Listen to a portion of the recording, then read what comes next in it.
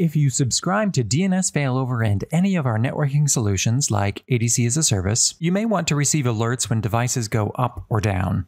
This is where you configure alerting. At the top of the page, you can create alert lists. Each list is essentially a group of users with alerting preferences. To create a list, click the Add button on the toolbar. After giving your alert list a name, which you can easily change later, you'll see a few options to configure. The confirmation level is the number of our regional monitoring nodes that must see your device status change before triggering an alert condition. Every device is monitored from 8 global regions for redundancy. If you want to know the moment any region detects an outage, you would set this to 1 and expect a greater number of alerts than if you set this to 8, where all regions must agree on the device status change before sending an alert. We recommend starting with the suggested setting of 3 and adjusting it as needed based on the monitor types you eventually choose and the sensitivity of your device. The alert frequency works hand in hand with the confirmation level. Obviously, if your confirmation level is set to 8, you will already only receive an alert when all regions agree. But let's assume you have an ADC-as-a-Service with several ports configured. If you want to know right away when one port is down, choose maximum alerting. If you're okay waiting a minute to see if other ports also went down, then choose minimum alerting. Minimum alerting will group the up-down events received within a 60-second period before sending them to you. This reduces the number of messages sent.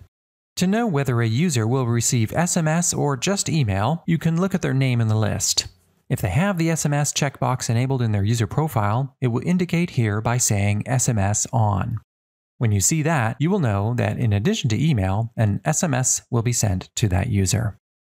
One last note for this top section. Once you create the list, you still have to assign it to your device for it to work, so don't forget that part.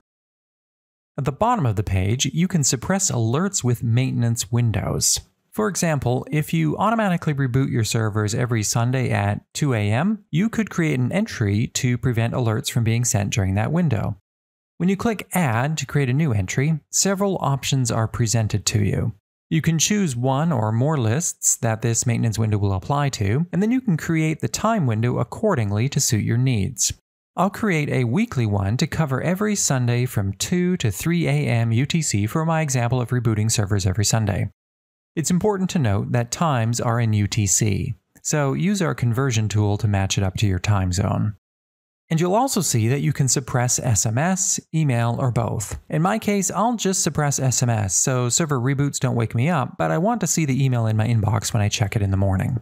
In the Occurs dropdown, you'll also see an option for Node. This is a handy way to block alerts from regions you don't have end users or customers in, for example, since an issue detected from that region may not be important to you. So I can block all alerts from the Asia Pacific region all the time by setting the start time to 0 and the end time to 23:59 with every day of the week checked.